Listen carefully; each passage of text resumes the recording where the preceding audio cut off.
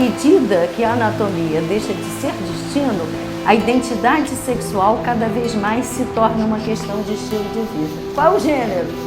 O gênero humano, né? O resto não importa.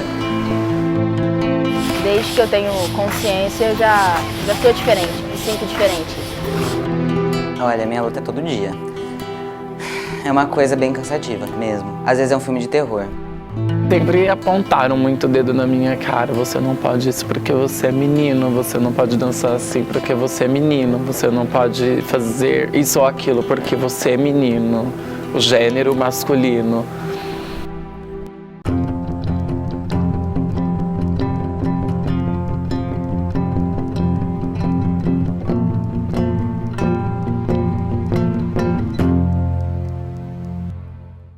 Eu era muito deslocado. E as pessoas, elas não apontavam isso, mas elas me deixavam desconfortável a ponto de eu me sentir diferente também. Eu apontar isso dentro de mim mesmo e as pessoas sem querer apontarem isso pra mim. A partir do momento que eu me identificava com um menino sem saber que eu me identificava como um, eu me deslocava do grupo feminino e os meninos me faziam perceber que eu não pertencia àquela realidade. Então eu me sentia deslocado por eles e deslocado por mim mesmo. A hipótese mais coerente para se pensar nisso é espectros, como se você imaginasse o seguinte: a aurora boreal, aqueles espectros vão ter várias cores, vários sentidos, várias luminosidades. A sexualidade e o gênero também é assim. A identidade, a performance, elas se misturam como um todo. Mas a ideia de que gênero é algo biológico é errônea, é um papel, uma construção social. Na forma abreviada, trans significa além de, depois de, e se refere a pessoas cuja expressão social ou identidade de gênero difere daquela tipicamente associada ao gênero que lhes foi atribuído ao nascimento. A questão do gênero está ligada às transformações no conhecimento da sociologia, da história e da antropologia, principalmente no século XX. E a ideia por detrás do conceito de gênero é mais ou menos tentar explicar através de uma outra matriz teórica, como que as sociedades criam papéis sociais para os indivíduos em função do sexo. Quer dizer, o gênero trabalha com a ideia de produção histórica, né, dos papéis sexuais. E é resultado de uma sociologia, de uma história de antropologia do século XX em diante. Mas os anos 60 são a década de aceleração, né, nas discussões e no aprimoramento do conceito. A primeira coisa que eu lembro, eu era muito novo, foi quando minha mãe me vestiu com um vestidinho, cheio de babadinho, cheio de coisinhas frufru, assim. Eu comecei a chorar muito. E eu nem tinha consciência que aquilo era feminino ou masculino, eu só chorei muito, desesperadamente. E ela prendia meu cabelo com aquelas xuxinhas, assim, pra cima, que nem Yorkshire, sabe? Desde a minha infância, eu já me identificava como sendo do sexo masculino. Pelas características que eu não tinha, que outras meninas tinham. Como, por exemplo, eu não me sentia à vontade com o meu corpo. Desde pequena, isso é fato. O andrógeno, ele não é um gênero, ele é um termo, entendeu? Ele não é como um transgênero ou uma coisa que ligada à sexualidade. Ele é apenas um termo. A pessoa, ela não tem gênero, você não consegue definir o que é um andrógeno, se ele é homem, se ele é mulher. Eu costumo dizer que é um ser híbrido. Ele é uma junção do feminino com o masculino. A ideia é mais ou menos a seguinte, né? As sociedades naturalizam comportamentos, porque é uma forma delas estabelecerem comportamentos que são considerados corretos e comportamentos considerados incorretos, e aí se fundamenta numa natureza, uma espécie de natureza humana original, né? Quando eu era pequena, assim, eu lembro que eu brincava com os meus irmãos e nisso eu dizia para eles: quando a mãe estiver, me chama de Jaque, mas quando a mãe não estiver, me chama de Jackson. Me vestia com as roupas deles, e assim eu saía na rua e brincava, sempre me sentindo bem com isso. Quando a minha mãe chegava, aí já corria, tirava a roupa e voltava a ser a filhinha da mamãe. A ideia de identidade de gênero, ela se coloca da seguinte forma: eu crio uma identidade do meu gênero.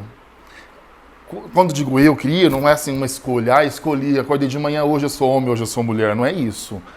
Ao longo dessa história de vida, com todos esses atravessamentos sociais, culturais, históricos, das minhas próprias experiências de vida, das minhas questões internas, externas, tudo isso vai me atravessando. E a minha identidade, então, ela vai sendo formada. Se é que essa é a palavra correta, porque a questão da identidade é muito questionável. Quando eu era adolescente, as mudanças começaram a acontecer no meu corpo e eu comecei a não gostar dessas mudanças que estavam acontecendo. O crescimento de seios, o aparecimento da menstruação, o corpo tomando uma forma meio de violão, assim. E aquilo me dava o que a gente chama de disforia, né? Uma disforia porque eu não queria aquilo pra mim, eu não queria um corpo igual àquele. Eu sempre ouvi desde criança, desde muito criança, acho que uns 4 anos de idade, já ouvia as pessoas comentários maldosos para os meus pais e depois, quando eu fui morar com a minha tia, que os meus pais se separaram, que eu era viado, uma criança gay. Eu percebi os meus seios crescendo, porque até então eu sempre andava sem camisa, como todos os meninos, e eu comecei a notar os meus seios crescendo. Isso me incomodou demais. Eu sempre me olhava no espelho e me tocava e falava: por quê? Por que eu tenho isso? Eu não quero ter isso. Sempre tocava tudo, reparava sempre nos meninos e queria ser como eles. Eu não queria estar me desenvolvendo como as outras meninas estavam desenvolvendo. Eu não queria tudo isso pra mim. Por que eu tenho que ser binário? Por que tem que ter certo ou errado, branco ou preto? Por que não tem um monte de outras coisas no meio? Né? O desejo não tem morada, inclusive o desejo sobre nós mesmos, né? A minha performance de gênero, o meu próprio gênero, a minha identidade sexual, o meu sexo, o meu corpo.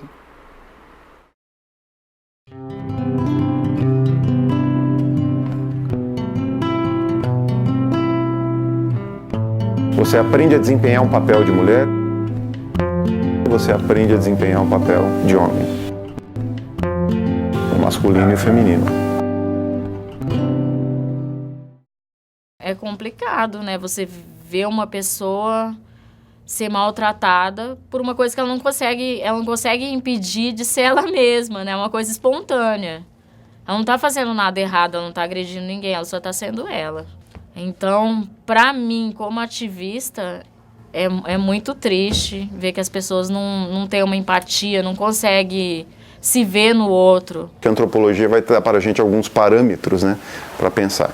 A gente tem que pensar primeiro o seguinte: as identidades sociais, as identidades culturais, as identidades nacionais, as identidades grupais, são discursos e práticas que unem os indivíduos, que dão aos indivíduos uma identidade social. Mata-se muito por dia, fazem até, inclusive, emboscadas, né? Vocês vão ver as várias matérias, né? O transexual no Rio apanhou, transexual, não sei não, travesti, não sei não, assassinado, degolado. E as pessoas não compreendem o que é isso. Fora que esse processo exclusório é muito forte. Eles arrastam os transexuais e todas as vertentes dentro dele para prostituição. Para prostituição por quê? Quem dá emprego para travesti transexual? Quase ninguém. Quem compreende o que é isso? Quase ninguém. Qual que é o nível de aceitação? É baixo. Eu estava no banheiro de um bar aqui no interior e eu fui ameaçado de morte por um senhor que me seguiu no banheiro, dizendo que eu era mulher. Eu já tinha a aparência que eu tenho, dizendo que eu era mulher, pedindo para mostrar minha genitália para ele. E eu disse que de jeito nenhum que eu ia mostrar, que eu não precisava daquilo, e dei as costas e ele saiu ameaçando me matar. O dono do bar ficou sabendo e expulsou naquele dia a pessoa. Eu posso dizer que eu sou bastante sortudo, não tive muitos preconceitos, assim, mas bem forte mesmo, veio aos 9 anos, essa história que eu não contei pra quase ninguém, só vim contar depois de muitos anos que aconteceu. Foi quando eu tomei uma noção do que era ser homossexual e o que era ser homossexual dentro de uma sociedade, que é a nossa sociedade. Foi quando dentro da escola me xingaram, alguns meninos se juntaram, me jogaram dentro de um entulho, falando que eu era viado e que eu não merecia estar ali por conta de que eu era uma aberração. Eu já tentei suicídio 3 vezes. E não foi por conta de algum acontecimento grave na minha vida, de alguma perda ou de qualquer coisa. Foi realmente de sentir tanta dor por ser quem eu sou e que eu não deveria estar sentindo, e que isso é um absurdo, você sentir dor para ser quem você é, né? Na verdade, deveria sentir alívio. Eu tô batalhando para ser quem eu sou e teve uma hora que essa dor ficou tão crônica que eu não conseguia mais respirar, eu me sentia sufocado. Lógico, eu me preocupo de apanhar na rua, me preocupo de algum psicopata querer me matar pelo jeito que eu estou me vestindo, acabar ofendendo a moral dele. Mas eu sempre coloquei o que eu quis, sempre me vesti da forma que eu quis. Lógico que não foi agressivo, foi aos poucos eu fui me reconstruindo dentro do termo andrógeno. Minha família é religiosa, dividida em católicos e evangélicos. Mas minha família tem uma aceitação muito boa, exceto pelo meu pai, que é homossexual. Ele não me aceita. E foi um choque. Todo mundo falou, nossa, a pessoa que deveria mais te aceitar, que deveria estar do seu lado, não está do seu lado. Não, não está. E ele não acredita em Deus. Olha que engraçado. Eu acho que muitas vezes a religião faz a cabeça das pessoas nesse sentido, né? Delas não aceitarem o diferente. Eu não aceito porque é diferente. É falta de empatia, né? Não conseguir se enxergar no outro. Eu acho que isso traz muito a homotransfobia. A sociedade, ela não aceita. Claro, a religião impôs isso, porque desde que o mundo é mundo, a homossexualidade existe. Mas, assim, as pessoas, elas acabam colocando a religião como o dedo para poder apontar e para te julgar de alguma forma, sendo que, na verdade, elas mesmas não gostam daquilo, muitas vezes porque elas não aceitam isso ser normal, porque não é do normal delas, da natureza delas, e como são uma maioria, então eu vou usar Deus para apontar o dedo na sua cara e toda a sua lição para falar o que é certo e o que é errado. Se a gente pegar um sociólogo como Peter Berger, por exemplo, ele tem um livro interessante que se chama O Dossel Sagrado, e ele diz ali que um dos discursos, não o único, mas um dos discursos que organiza o mundo, que dão sentido ao mundo para os grupos, né, sociais, para as civilizações, é o discurso religioso. E qual é a forma do discurso religioso dar sentido ao mundo? A forma é sagrada. Quer dizer, há um princípio dos tempos onde as coisas são feitas, onde as regras são pré-estabelecidas e onde os comportamentos sociais são moldados. Daí a grande dificuldade do discurso religioso, que é normatizador, né, que é um discurso que organiza, tende a aceitar o comportamento que foge da norma. Quanto mais duro o discurso, né, quanto mais definindo comportamentos e papéis sociais esse discurso se coloca, mais difícil é para ele aceitar comportamentos que são divergentes, a não ser que seja para um tipo de acordo social, né, mais amplo.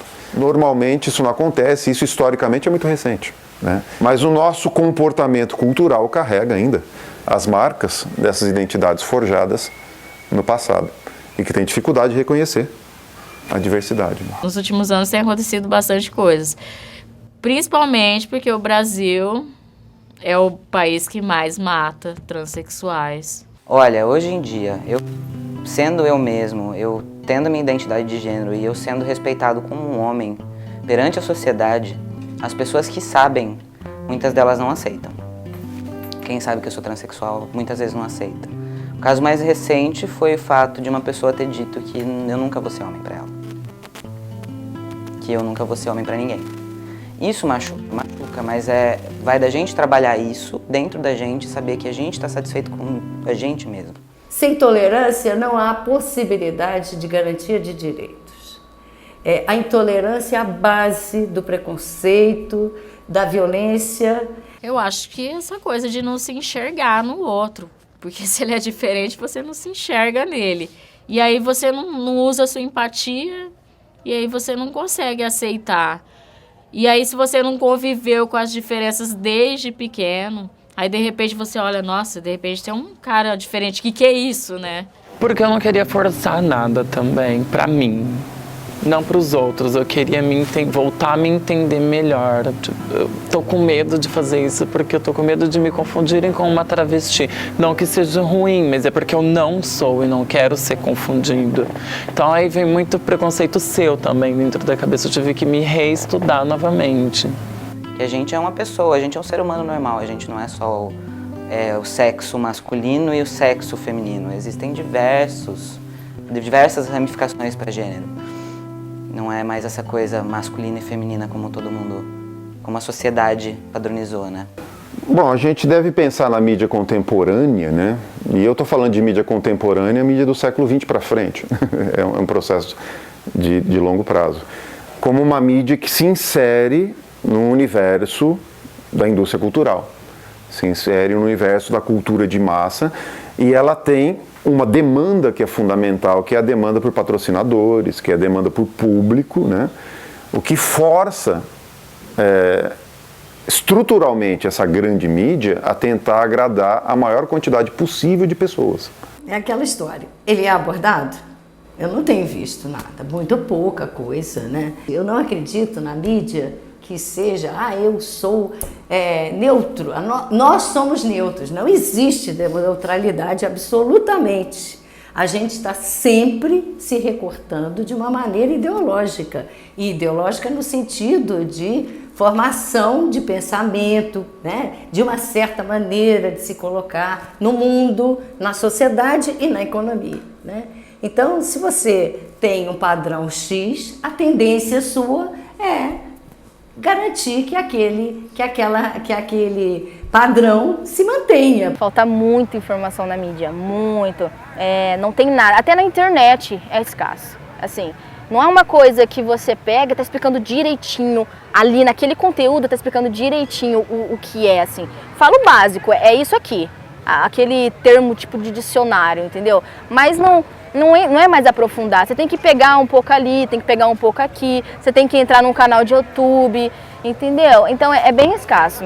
E obviamente, se ele tenta criar um discurso médio que não desagrada totalmente a ninguém, ele tem que ser bastante cuidadoso com relação a essas questões que desagradam uma parcela significativa da população, sob o risco de perder anunciante, sob o risco de perder espectador e etc. O que não acontece com uma mídia que é altamente segmentada, né? Que tem um público restrito e que, por ter um certo perfil cultural, é mais tolerante a uma certa temática. Quer dizer, o risco é menor.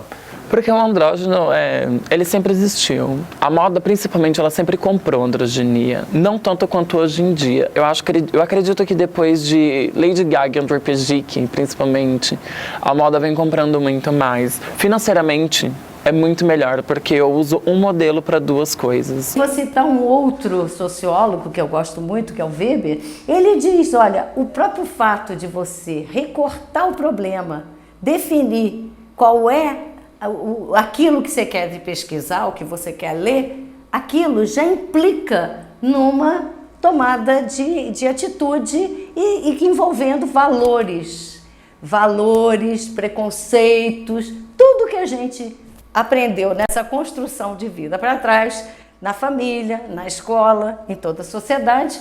A ideia de identidade é muito poderosa. O Foucault vai falar que é um dispositivo de poder. O sexo é um dispositivo de poder, mas a identidade também.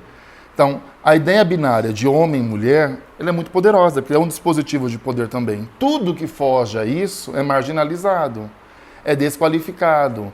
E aí, a gente vai arrumando ao longo do período várias formas de ver isso, inclusive patologizado, a gente acha que é doença. 16 para 17 anos, eu já comecei a me vestir mais masculina, não estava mais importando para minha mãe. E comecei a me vestir mais masculina. Eu comecei a ter contato mais assim com a internet, no Facebook, redes sociais. E no Facebook, eu pesquisando assim por acaso, apareceu uma página para mim. E essa página ela retratava transexuais. E assim eu comecei a pesquisar e não sabia o que significava o termo transexualidade. Fui pesquisar, dei uma gugada lá e vi que tudo que estava sendo tudo que eu estava lendo é tudo que batia comigo. E aí eu pergunto, o que é masculino e o que é feminino? Isso não existe. Isso é uma coisa que a sociedade inventou. A sociedade inventou que a cor dos homens deveriam ser azul e a das mulheres deveria ser rosa. Vou começar o processo de transição. A gente nunca tem certeza de nada, né? Todo mundo fala, mas você tem certeza? Você não vai se arrepender? Você sabe que não tem volta algumas coisas, né? Eu sei, eu tô ciente disso. Só que dentro de mim tá essa coisa de que eu preciso disso. se eu não fizer isso, eu não vou me sentir bem. A questão da alteridade é uma questão cultural, né? O reconhecimento do outro como igual choca-se com a minha identidade construída e aprendida, né? No processo de socialização. Ou na antropologia, endoculturação, né? Que é quando você aprende os referenciais para ler o mundo. E é por isso que há um choque entre dois referenciais, porque existe um indivíduo privado, que tem os seus valores familiares, que tem os seus valores grupais, etc., e tem um indivíduo inserido numa esfera pública, onde existem vários outros indivíduos que são diferentes dele e que vêm de outros grupos familiares e outros grupos sociais, né?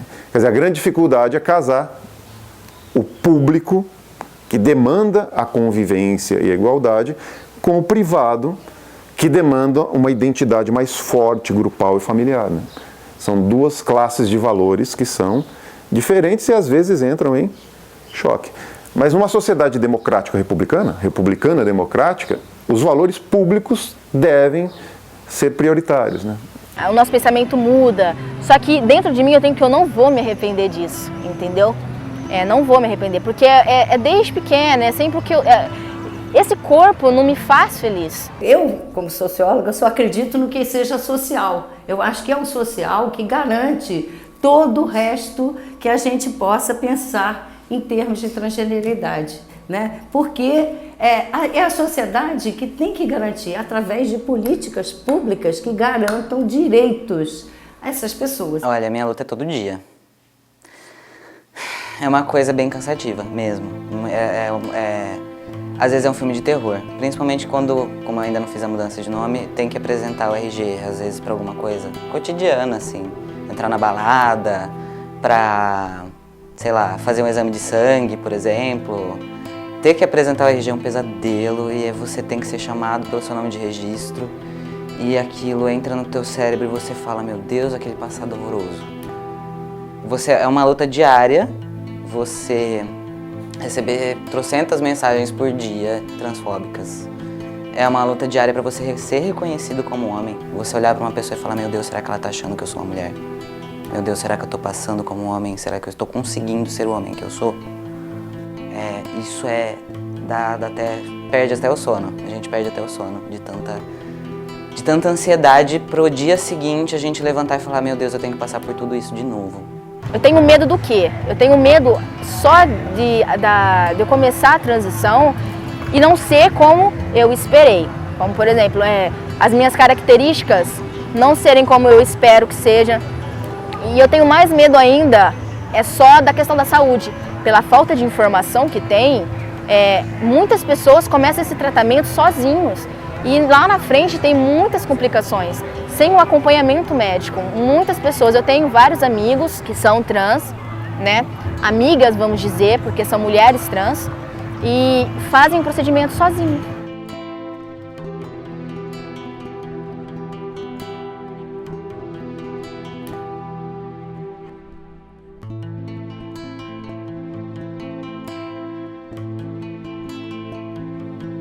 Se eu pudesse gritar algo pro mundo...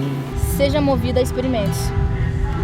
Respeita as diferenças. O mundo é muito grande. Experimente respeitar o próximo um pouco mais. Experimente dar chance para as pessoas mostrar o que elas realmente são para você, não pela aparência. Não ligue pela aparência. A gente não tá fazendo isso para os outros aceitarem a gente tá fazendo isso pra gente ser feliz. Mundo, experimente um pouco mais, ser mais humanos, entendeu, com as pessoas. O mundo é muito grande e ele tem várias vertentes, ele tem várias faces, várias culturas, várias religiões. O mundo é movido a experimentos pra mim. Eu sou livre.